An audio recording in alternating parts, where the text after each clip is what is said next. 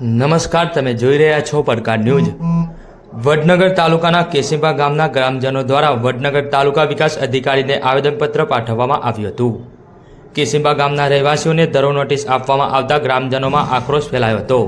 કેશીપા ગામના દેવી પૂજક વાસના લોકોની જાણ વગર તેમની કોઈ સહી વગર અનામી અરજી આપવામાં આવી હતી। આ બાબતે દેવી પૂજક સમાજના લોકોને પૂછતા તેમને જણાવ્યું હતું કે તેમના દ્વારા આવી કોઈ પણ પ્રકારની અરજી કરવામાં આવી નથી તેવું ગામ લોકોએ જણાવ્યું હતું। તો આ નનામી અરજી કોના દ્વારા કરવામાં આવી છે તેની તપાસ કરવામાં આવે અને તેમના વિરુદ્ધ કાયદેસર કાર્યવાહી કરવામાં આવે જેવી માંગ સાથે કેશીપા ગ્રામજનો દ્વારા વડનગર ટીડીઓને આવેદનપત્ર આપવામાં આવ્યું હતું અને સાથે સાથે કેશીપા ગામના સરપંચ અને ઉપસરપંચને સસ્પેન્ડ કરવામાં આવે તેવી કેશીપા ગ્રામજનો દ્વારા માંગ કરવામાં આવી હતી અને આ પ્રશ્નોનું નિરાકરણ નહીં આવે તો કેશીપા ગામના ગ્રામજનો વડનગર તાલુકા પંચાયત આગળ ધરણા પર ઉતરશે તેવી ચીમકી આપી હતી। હવે જોવાનું એ રહ્યું કે તાલુકા વિકાસ અધિકારી દ્વારા આ મુદ્દે કેવી તપાસ કરવામાં આવે છે અને શું એક્શન લેવામાં આવે છે તે જોવાનું રહ્યું। અહેવાલ નાગજી ઠાકોર, વડનગર।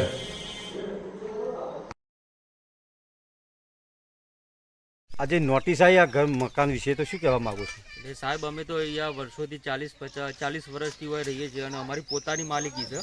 અમારો સર્વે નંબર ખાતા નંબર છે 119 બરોબર। એમાં અમે અમારા બાપ દાદાએ પોતાના રહેઠાણ જ છે વર્ષોથી અને ગ્રામ પંચાયત થ્રુ મને નોટિસ આપવામાં આવી છે કે 374નું છે એમાં તમે ભોગવટો કરો છો, એમાં મારું કોઈ બોધકોમ નથી બરોબર। તો એના આગળ આ સરપંચે અમારા ખોટી મને નોટિસ આપી છે તો એના સરપંચ થ્રુ કાર્યવાહી સરકાર હું વિનંતી કરું છું કે એને સરપંચ થ્રુ કડક પગલાં લેવા વિનંતી। નહીં થાય તો હું મહેસાણા કલેક્ટર ઓફિસમાં ઉગ્ર આંદોલન કરી તેના સામે કડક પગલાં કરીશ।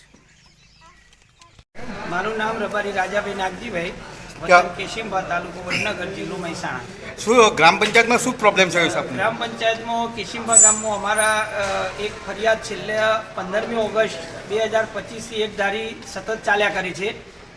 ગ્રામસભાથી એ દિવસ અમે અમારી થોડીક જે કમ્પ્લેન હતી એ નોંધાઈ, એમાં હિન્દુવાસ એવું લખ્યું હતું એટલે અમને ગામમાં ઉશ્કેરી મુસ્લિમ સમાજ એવું કીધું કે આ ગામમાં રહેવું હોય તો ક્યાં હિન્દુ બોલવાનું નહીં, હિન્દુ લખવાનું નહીં।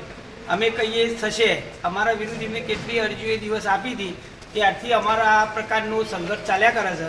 એમને ધાર્મિક જગ્યાઓમાં જો દબાણ કર્યું છે એ દબાણની અરજીઓ અમે ટીડીઓ સાહેબને કલેક્ટર સાહેબને આપ્યું, સ્વાગતમાં આપ્યું, સ્વાગતમાં એ લોકોને બોલાયા, ટીડીઓ સાહેબે એ લોકોને આખા ગ્રામ પંચાયતને નોટિસ ફટકારી છે દરેક સભ્યને 7 દિવસમાં આનો નિકાલ લાવો।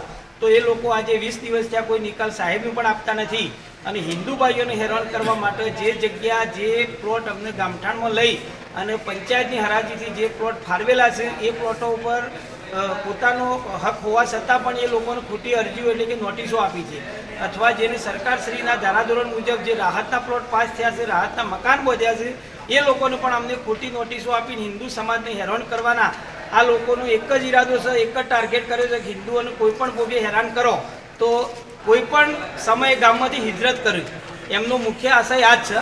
ગામના દેવી પૂજક સમાજને એ લોકોએ જાણ વગર પણ એમને એવું કહ્યું કે આ અરજી તમે કરો। વાસ્તવમાં દેવી પૂજક કોઈ પણ જાણતા નથી, એમને પોતે અરજી બનાવી અને હિન્દુ સમાજ વિરુદ્ધ આ પ્લોટ અને વાડા ખાલી કરવાની અરજી એમને પંચાયતમાં આપી અને બધાને નોટિસો છોડી।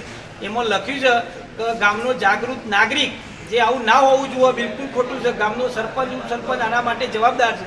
તો આની યોગ્ય અધિનિયમ પ્રમાણે માહિતી લઈ અને એમને ખોટા ઠેરવી અને તાત્કાલિક એમને પદ ઉપરથી દૂર કરવા માટે દરેકને વિનંતી। હવે શું માંગે છે? મારું નામ ખત્રી હિતેશ કુમાર, કેશીપા ગામનો વતની છું। કેશીપા ગામની અંદર હાલની અંદર અમારા હિન્દુ સમાજ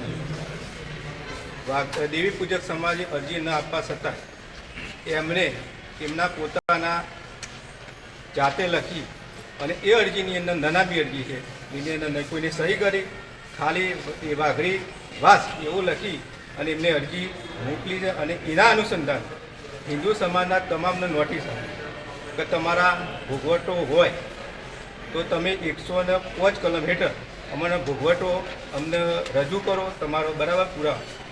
ગ્રામ પંચાયતના આ રેકોર્ડમાં હોવા છતાંય અમને જાણી જોઈ હિન્દુ સમાજને આ ટાર્ગેટ કર્યા। આના કારણે મારો પોતાનો સરકારે મને લગભગ 3 થી 3.5 વર્ષ પહેલાં મને સરકારે આ જ તાલુકા પંચાયત મને પ્લોટ ફાળવણી કરી, છતાં મારા ઘરનો ભોગવટો એ પણ માગી રહ્યા છે। અને 105ની કલમ હેઠળ મને પણ નોટિસ આપી છે. આ બાબતે મેં તાલુકા વિકાસ અધિકારીને એટલું જ કહું છું કે આ મામલે ગંભીર છે, આ માટે તપાસ થવી જોઈએ. જિલ્લા વિકાસ અધિકારીને કહું છું કે આ મામલે તપાસ થવી જોઈએ અને આ સરપંચ ખરેખર એને બેદરકારી છે એટલે હોદ્દા ઉપરથી ગુજરાત પંચાયત અધિનિયમ હેઠળ 57 કલમ હેઠળ એમને દરખાસ્ત કરી અને આ સરપંચ રજમાબાનુને સસ્પેન્ડ કરવા એવી મારી માગણી છે.